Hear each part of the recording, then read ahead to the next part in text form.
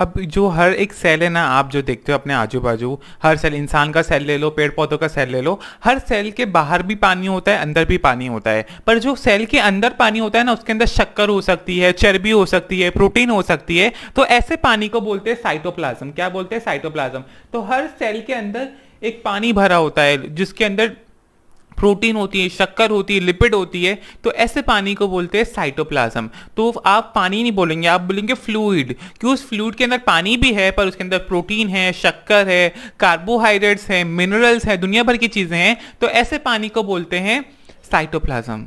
तो सेल के अंदर एक फ्लूइड भरा हुआ है जिसको बोलते हैं साइटोप्लाज्म। इस फ्लूइड के अंदर बहुत सारे ऑर्गेनल होते हैं। इमेजिन करो एक शहर है जो पानी में डूब गया है। उस शहर के अंदर जैसे एक गवर्नमेंट का ऑफिस होगा, ऐसे लाइक दुनिया भर के घर होंगे और दुनिया भर का शॉपिंग मॉल होगा, वैसे सेल के अंदर दुनिया भर के ऑर्गेनल होते हैं। और सबसे बड़ा ऑर्गेनल जो होता है वो है न्यूक्लियस। तो आपको ब्लू ब्लू दिख रहा है, ये सबसे बड़ू ऑर्गेनल है जिसका नाम है न्यूक्लियस। अब न्यूक्लियस जो है ना, ये कितना बड़ा हो सकता है? जितना ज्यादा साइटोप्लाज्म होगा, जितना ज्यादा पानी, जेली जैसा पानी आपके सेल के अंदर होगा, उतना बड़ा न्यूक्लियस होगा। जो सेल के अंदर ज्यादा साइटोप्लाज्म है, उस सेल के अंदर न्यूक्लियस बड़ा होता है। अभी न्यूक्लियस करता क्या है? न्यूक्लियस एक महल की तरह, इमेजिन करो एक सेल है जिसके अंदर पानी है। आप पानी में तैर के जाओगे और पानी में तैरने के बाद आप एक महल में पहुंचोगे जिसका नाम है न्यूक्लियस। ये न्यूक्लियस ज्यादातर जानवरों के, लाइक न्यूक्लियस को बॉस भी बोला जाता है सेल का। तो सेल का बॉस है न्यूक्लियस, सेल का डायरेक्टर भी होता है न्यूक्लियस, सेल का दिल भी है न्यूक्लियस, सेल का दिमाग भी न्यूक्लियस। जो भी दिमाग का क्या काम है? सब कुछ करना। दिमाग का जो अक्ल का काम होता है, तो सेल का जो अक्ल का काम है, इसलिए कि सेल को कंट्रोल कैसे करना, ये सब न्यूक्लियस करता है। अगर दिल को निकाल दोगे तो इंसान मर जाता है, वैसे ही न्यूक्लियस को निकाल दोगे तो सेल मर जाता है ज्यादातर। तो सेल को न्यूक्लियस, सेल को दिल भी बोला जाता है। अब न्यूक्लियस बॉस की तरह है, न्यूक्लियस के काबू में सब कुछ चलता है। सेल जो भी करता है वो न्यूक्लियस की है, अगर न्यूक्लियस जो बोलेगा वही करता है। फॉर एग्जांपल अभी आप समझ लो कोरोना वायरस, जानते होगे ना सबके सब कोरोना वायरस। तो कोरोना वायरस क्या करता है? न्यूक्लियस को ही हैक करता है, और इसलिए हमारा सेल पागल हो जाता है, सेल उसकी काम करने लगता है। तो कोरोना वायरस को पता है न्यूक्लियस के अंदर बहुत सारे डीएनए हैं, तो वो डीएनए को ही मार के अपना डीएनए घुसाता है, और इसकी वजह से हम लोग प्रॉब्लम होता है। तो हर एक सेल के अंदर जो न्यूक्लियस है ना, वही सब कुछ काबू करता है। तो आप जो हो वो आपके न्यूक्लियस की वजह से। तो हर एक न्यूक्लियस के अंदर भी पानी भरा होता है, और वो पानी के अंदर दुनिया भर के प्रोटीन्स, लिपिड्स और वगैरह होते हैं। तो इस पानी को बोलते हैं, जिसके अंदर प्रोटीन, लिपिड्स और दुनिया भर के केमिकल होते हैं, इसको बोलते हैं न्यूक्लियोप्लाज्म। तो सेल के बाहर भी पानी, सेल के अंदर भी पानी, जिसको बोलते हैं साइटोप्लाज्म, और न्यूक्लियस के अंदर भी पानी होता है जिसको बोलते हैं न्यूक्लियोप्लाज्म। अब ये न्यूक्लियस कैसा हो सकता है? ये न्यूक्लियस गोल सा हो सकता है, ये न्यूक्लियस लंबा हो सकता है, ये न्यूक्लियस के अलग अलग शेप है, दो शेप हो सकता है। न्यूक्लियस ऐसा हॉर्स शू का भी होता है, आपने कभी मैग्नेट देखा होगा ना बचपन में। तो ऐसे छोटे छोटे जानवर होते हैं जो एक सेल के होते हैं, उनके अंदर ये हॉर्स शू का न्यूक्लियस दिखाई देता है। तो ज्यादातर न्यूक्लियस गोल सा होता है और डिस्क जैसा शेप होता है। जैसे कि आपने ये देखा है ना डार्क फैंटेसी की बिस्किट, तो ये जो डार्क फैंटेसी की बिस्किट है ना, ये ऐसा ही न्यूक्लियस दिखता है। अब ये डार्क फैंटेसी की बिस्किट के तोड़ोगे तो कुछ पानी जैसा निकलता है, मैं तोड़ के दिखाता हूँ। तो ऐसा लाइक, तो ऐसा आप देख रहे हो चॉकलेट जैसा दिख रहा है। तो वैसे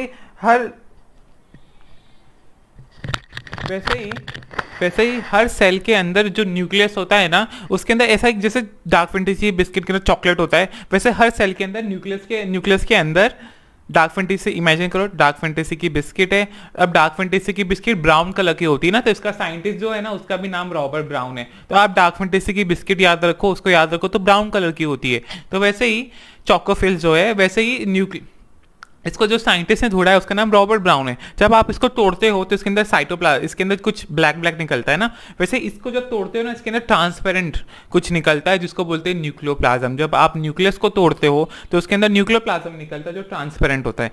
अब ये न्यूक्लियस के अंदर, ये महल के अंदर कौन रहता है? ये महल के अंदर कौन रहता है? राजा राजकुमारी ना। तो वैसे इस महल के अंदर डीएनए रहते हैं। तो 23 डीएनए आपके पापा से मिलते हैं और 23 डीएनए आपकी मम्मा से मिलते हैं। तो हर न्यूक्लियस के अंदर डीएनए होते हैं, मैं 2 ही बना रहा हूँ। वो जो डीएनए होते हैं ना, 23 आपके पापा देते हैं इंसान के अंदर, और 23 आपकी मम्मा देते हैं। तो 23 डीएनए आपके पापा ने आपको दिया, 23 डीएनए आपकी मम्मा ने दिया। अब ये डीएनए डिटरमाइन करते हैं आप कैसे होगे। तो आप छोटे हो, मोटे हो, बेवकूफ़ हो, टकले हो तो ये आपके डीएनए की वजह से। साइंटिस्ट लोग इतने आगे हो गए ना, वो डीएनए देख के बता सकते हैं बंदा क्या है, एकदम बंदे को कौन सी बीमारी होगी। अब दुनिया भर की बीमारी होती है जिसमें बच्चे पागल हो जाते हैं, जैसे डाउन सिंड्रोम, टर्नर, दुनिया भर के सिंड्रोम है। यहाँ तक आपने लोग देखा होगा ना, छक्के लोग होते हैं। तो छक्के लोग कैसे होते हैं? जब आपके पप्पा है ना आपको कम डीएनए दिया, या आपकी मम्मा ने आपको ज्यादा डीएनए दिया है, पप्पा ने ज्यादा डीएनए दिया है, पप्पा ने कम डीएनए दिया, तो ऐसा हो जाता है। तो ये सब चीज नॉर्मल है, हम लोग सोसाइटी में रहते हैं ऐसे, उनको देख के आप उन दूर भागते, पर ऐसा नहीं करना चाहिए। उनकी गलती नहीं है, उनके पापा का डीएनए कम हो गया, उनके पास से ज्यादा हो गया, पता नहीं मम्मा का डीएनए कम हो गया, ज्यादा हो गया, वो उसकी वजह से हुआ है। तो हम लोग को ऐसे लोग को देख के भागना नहीं चाहिए। ये जो न्यूक्लियस है इसके अंदर जो डीएनए था, ये डीएनए डिटरमाइन करता है कि आपका सेक्स कैसा होगा, आप कैसे होगे, मतलब आप लड़का हो गए, लड़की हो गए, आप लंबे हो गए, छोटे हो गए, तो सब ये न्यूक्लियस के अंदर मस्त राजा रानी बैठे हुए हैं और ये डिटरमाइन करते हैं। ये मस्त खाली आराम से एक दूसरे को गले में लाते रहते हैं, गले में लगे रहते हैं, एक दूसरे को मस्त हक करते रहते हैं, दूरी नहीं छोड़ते एक दूसरे को, चुम्मा चाटी इनका चलता रहता है अंदर। तो ये डीएनए है न्यूक्लियस के अंदर। अब हम लोग न्यूक्लियस को डिटेल में पढ़ेंगे। तो जो न्यूक्लियस है, जो मैंने बिस्किट तोड़ी थी ना, वो समझो न्यूक्लियस है। अभी न्यूक्लियस, ये जो न्यूक्लियस है ना, ये एक भी हो सकता है सेल के अंदर, दो भी हो सकता है। प्लांट के अंदर थोड़े ज़्यादा मिलते हैं। आपका गोश्त है ना, उसके अंदर बहुत ज़्यादा, गोश्त का जो सेल होता है ना, उसके अंदर बहुत सारे न्यूक्लियस होते हैं, तो उसको बोलते हैं सिंचीशियम। और जब फंजाई होते, जो मशरूम वगैरह होते हैं ना, उसके अंदर भी एक सेल के अंदर बहुत सारा न्यूक्लियस होता है, बोलते हैं उसको कोइनोसिटिक बोलते हैं। तो अलग अलग सेल में ज़्यादा न्यूक्लियस भी हो सकता है, कम कम न्यूक्लियस भी हो सकता है। अब न्यूक्लियस को अपन डिटेल में देखते हैं। तो न्यूक्लियस जो है ना, उसकी दो दीवारें होती हैं। तो न्यूक्लियस एक महल है जिसकी दो दीवारें होती हैं, बाहर की दीवार और अंदर की दीवार। बाहर की दीवार को बोलते हैं आउटर मेम्ब्रेन, अंदर की दीवार को बोलते हैं इनर मेम्ब्रेन। तो न्यूक्लियस के अंदर दो दीवार होती है, बाहर की दीवार और अंदर की दीवार। ये दीवार है। अब इसके अंदर भी एक लेयर हो जाए, जिसको बोलते हैं न्यूक्लियर, एक मिनट बता दो, न्यूक्लियर लैमिना। Nuclear lamina. अब ये न्यूक्लियर लैमिना हड्डियों जैसा दिखता है, जैसे लगता है छोटे छोटे प्रोटीन घुसे हुए न्यूक्लियस के अंदर, दीवारों के अंदर होता है, उसको बोलते हैं न्यूक्लियर लैमिना। ये न्यूक्लियर लैमिना है ना, न्यूक्लियस को शेप देता है। अभी बोला ना, कोई कोई न्यूक्लियस लंबा होता है, कोई कोई न्यूक्लियस अपनी डार्क फैंटेसी के बिस्किट जैसा होता है। तो अलग अलग जो शेप का जो न्यूक्लियस है ना, ये किसकी वजह से होता है? ये न्यूक्लियर लैमिना की वजह से। तो जो बाहर की दीवार है, अंदर की दीवार है, उसके अंदर एक लेयर होता है, उस लेयर की वजह से आपका न्यूक्लियस अलग अलग शेप का होता है, उसको बोलते हैं न्यूक्लियर लैमिना। अब ये न्यूक्लियस के अंदर पानी भरा होता है, वो पानी के अंदर शक्कर, प्रोटीन, दुनिया भर के एसिड्स होते हैं, तो उनको क्या बोलते हैं? Nuclear plasm. न्यूक्लियर प्लाज्म एक ट्रांसपेरेंट फ्लूइड है, फ्लूइड मतलब पानी की जैसा, ट्रांसपेरेंट फ्लूइड है और एसिडिक होता है। ये न्यूक्लियस के अंदर होता है, न्यूक्लियस के अंदर महल में पानी भरा है। इस पानी में कौन तैरते हैं? डीएनए। अब डीएनए के साथ बहुत सारे प्रोटीन लगते हैं। तो जब डीएनए के साथ बहुत सारे हिस्टोन एक प्रोटीन लगते हैं, तो वो डीएनए बन जाता है क्रोमैटिन। तो जो न्यूक्लियस के अंदर जो डीएनए है ना, वो उसको बोलते हैं क्रोमैटिन। क्यों क्रोमैटिन बोलते हैं? न्यूक्लियस के साथ जब प्रोटीन लग जाता है, डीएनए के साथ जब प्रोटीन लग जाता है, तो उसको बोलते हैं क्रोमैटिन। तो ये लाल लाल आपको दिख रहा है ना, ये का पूरा क्रोमैटिन है, पूरा का पूरा क्रोमैटिन है। अब ये जो महल है ना, जिसके अंदर राजा राजकुमारी जो डीएनए बैठे हैं प्रोटीन के साथ, जैसे इमेजिन करो डीएनए लोग प्रोटीन के ऊपर बैठे हुए, या प्रोटीन से चिपक के बैठे, जैसे कुर्सी पे लोग चिटक के बैठते हैं, वैसे डीएनए लोग चिटक के बैठे, जिसको बोलते हैं क्रोमैटिन। अब ये डीएनए के बहुत सारे नौकर बनेंगे, उस नौकर को बोलते हैं राइबोसोमल आरएनए। क्या बोलते हैं? Ribosomal RNA. ये राइबोसोमल आरएनए यहाँ पे गुच्छा बना लेंगे, अभी ब्लू देख रहे हो, ये राइबोसोमल आरएनए यहाँ बनते हैं। ये जो नौकर है ना, यहाँ गुच्छे में बनते हैं, इस गुच्छे को बोलते हैं न्यूक्लियोलस। जो न्यूक्लियोलस है ना, वो देखा गया था सबसे पहली बार फोंटाना ने, और इसका नाम किसने दिया? इसका नाम बोमेन ने दिया था। तो न्यूक्लियोलस का नाम बोमेन ने दिया है और देखा फोंटाना ने। इसमें नौकर लोग बनते हैं जिनका नाम आरआरएनए है। तो 3 टाइप के नौकर होते हैं, टीआरएनए, एमआरएनए। एक का नाम है राइबोसोमल आरएनए या आरआरएनए। तो ये जो आरआरएनए है, ये न्यूक्लियोलस में बनते हैं। तो सेल के अंदर पानी है, न्यूक्लियस के अंदर पानी जैसा स्ट्रक्चर, जिसको बोलते हैं न्यूक्लियर प्लाज्म। इस न्यूक्लियर प्लाज्म के अंदर बहुत सारे आरएनए बनते हैं एक जगह पे, जिसको बोलते हैं न्यूक्लियोलस। अभी जो क्रोमैटिन थे, जो डीएनए थे, डीएनए के साथ प्रोटीन, जो डीएनए बैठे थे प्रोटीन के ऊपर, तो उसको बोलते हैं क्रोमैटिन। ये क्रोमैटिन जो है, यही आरएनए बनवाते हैं। और ये आरएनए तीन टाइप के हो सकते हैं, एमआरएनए, आरआरएनए, टीआरएनए। अब ये आरएनए कहाँ से निकलेंगे, तो ये आरएनए खड्डे से निकलते हैं जिसको बोलते हैं न्यूक्लियर पोर। तो जो आपकी बाहर की दीवार थी, अंदर की दीवार थी ना, तो ये बाहर की दीवार और अंदर की दीवार में खड्डे होते हैं। अब ये जो खड्डे होते हैं इनको बोलते हैं न्यूक्लियर पोर।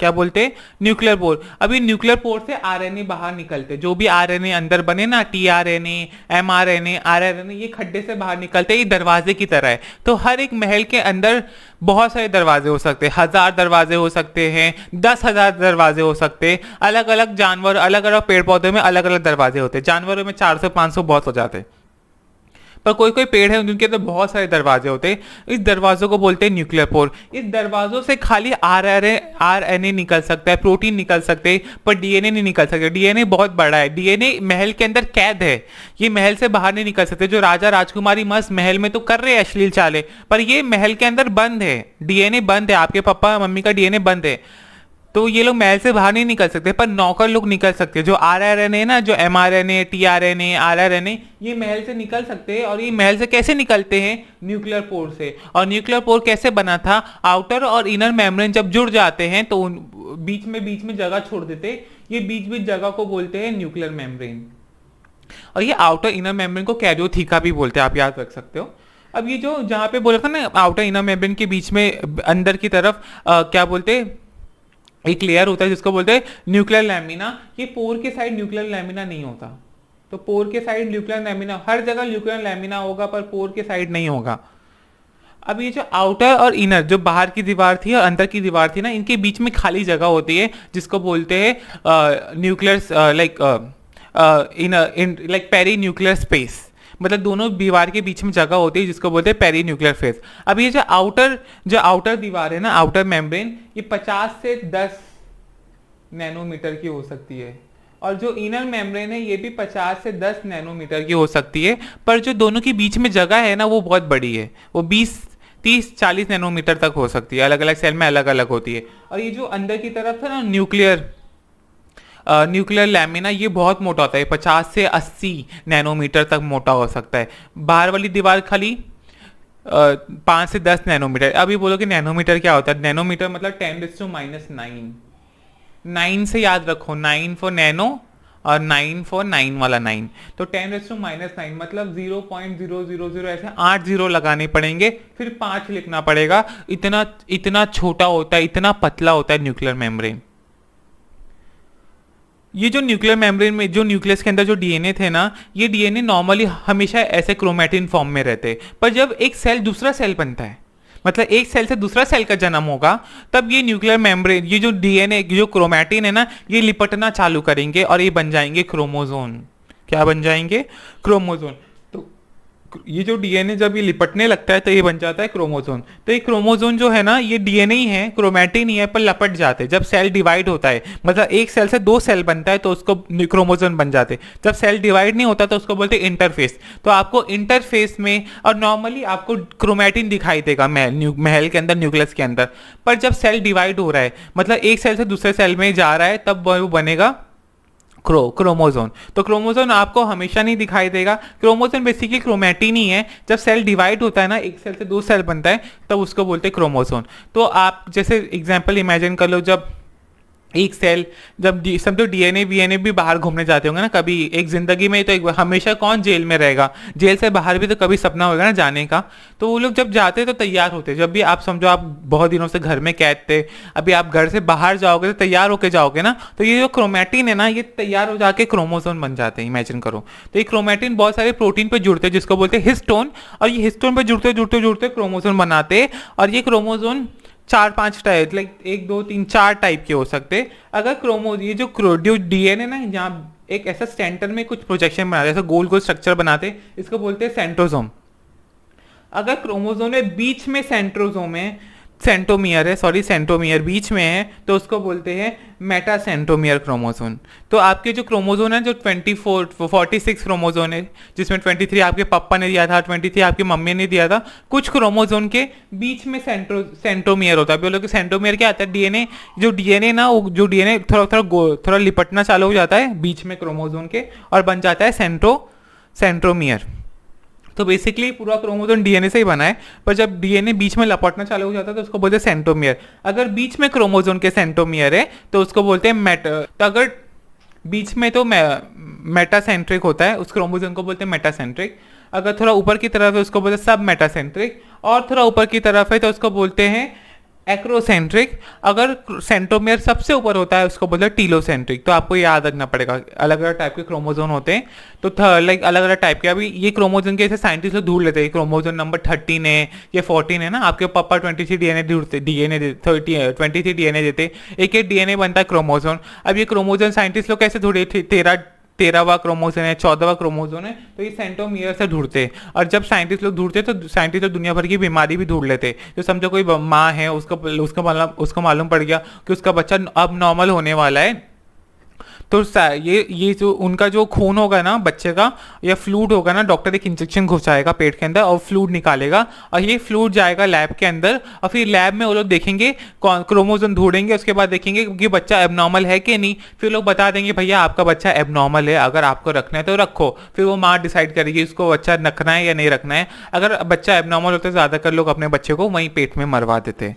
यहाँ तक कुछ इलीगल काम होते हैं ना इंडिया के अंदर, लड़का लड़की ढूंढते हैं कि मेरा बच्चा लड़का है कि लड़की। इंडिया में लड़के के लिए बहुत शौक होता है, मेरे को लड़का चाहिए। ऐसे गांव के लोग या शहर के लोग भी बहुत होते हैं जिनको लड़का चाहिए रहता है। तो ऐसे मेंटालिटी के लोग ऐसा टेस्टिंग कराते, इलीगली टेस्टिंग कराते, और उससे मालूम पड़ जाता है कि लड़का या लड़की है आपके, उसके अंदर क्रोमोसोम देख के लोग बता देते हैं। पर ये सब इलीगल है, अगर पकड़े जाओगे तो अच्छी खासी जेल होगी। और जब उनको मालूम पता है लड़की पैदा हो रही है तो वो अबॉर्शन करा देते हैं, मतलब बच्चा गिरा देते हैं और बच्चा मर जाता है। तो ऐसे भी कांड होते हैं हमारे देश के अंदर। अब ये जो न्यूक्लियस है इसको बोलते हैं बॉस ऑफ द सेल।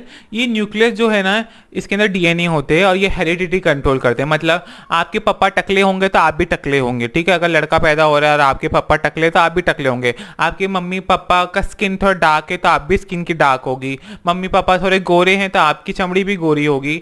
कोई लाइक गोरे हो या काले हो कुछ फर्क नहीं पड़ता, सब एक ही होते हैं, ठीक है। तो आप लंबे हो तो आपके डीएनए की वजह से, तो जितना सेल ग्रोथ होगा, मतलब आपकी हाइट बढ़ रही है, कैसे बढ़ रही है, तो आप लंबे, आपका डीएनए बोलेगा भैया लंबे हो, तो आपकी ग्रोथ जो है ना आपका डीएनए डिटरमाइन करता है। तो ग्रोथ है, मेटाबॉलिज्म, कुछ लोग बोलते हैं भैया मैं कितना ठूसता हूँ तो भी पतला हूँ, कुछ लोग बोलते हैं मैं थोड़ा खाता हूँ तो भी मोटा हो जाता हूँ। तो आपका मेटाबॉलिज्म भी डीएनए कंट्रोल करते हैं। चीज रह गई है वो है न्यूक्लियर पोर। तो न्यूक्लियर पोर क्या है, हर एक सेल के अंदर जो खड्डा रहता है उसको बोलते हैं न्यूक्लियर पोर। तो पहले जो साइंटिस्ट थे ना उनको थोड़ा स्ट्रक्चर नहीं पता था, तो पहले सस्ते माइक्रोस्कोप थे, तो उनको लगा कि न्यूक्लियर पोर समझो ये एक मेम्ब्रेन है, ये आउटर मेम्ब्रेन, ये इनर मेम्ब्रेन है, इनके नीचे है अपना न्यूक्लियर लैमिना। ये जो खड्डा है ना इसको बोलते हैं न्यूक्लियर पोर। अब ये जो न्यूक्लियर पोर है ना, पहले साइंटिस्ट लोग को इसका स्ट्रक्चर नहीं पता था। साइंटिस्ट लोग बोलते थे कुछ ऐसा टनल जैसा स्ट्रक्चर है, इस टनल जैसे स्ट्रक्चर को बोलते थे एन्यूलस।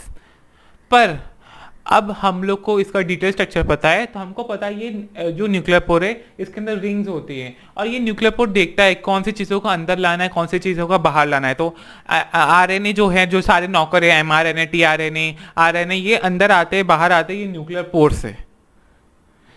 कोई भी फालतू चीजें अंदर नहीं आ सकती न्यूक्लियस से, कि न्यूक्लियर पोर जो अभी रिंग का बना है वो झांकता है, वैसे स्कैन करते हैं ना आप, जब भी बाहर देश जाओगे तो आपको पहले स्कैन करते हैं, तो वैसे ये न्यूक्लियर पोर बराबर देखता है कोई चीज़ खराब तो अंदर आ नहीं रही है। पर बहुत सारे वायरस है जो न्यूक्लियर पोर को धोखा देते थे और अपने बच्चों को अंदर घुसा देते, अपने डीएनए को अंदर घुसा देते, और फिर वो सारा डीएनए हमारे को हाईजैक कर लेते, फॉर एग्जांपल कोरोना वायरस, और फिर वो अपने बच्चे हमारे न्यूक्लियस के, जो महल राजा राजकुमारी के लिए बना था, चुम्मा चाटी के लिए बना था, अब वो महल आरएनए जो वायरस हैं, वो वायरस कोरोना वायरस के बच्चों के लिए बन जाएगा। तो कोरोना वायरस ऐसे हाईजैक करता है आपके न्यूक्लियस को।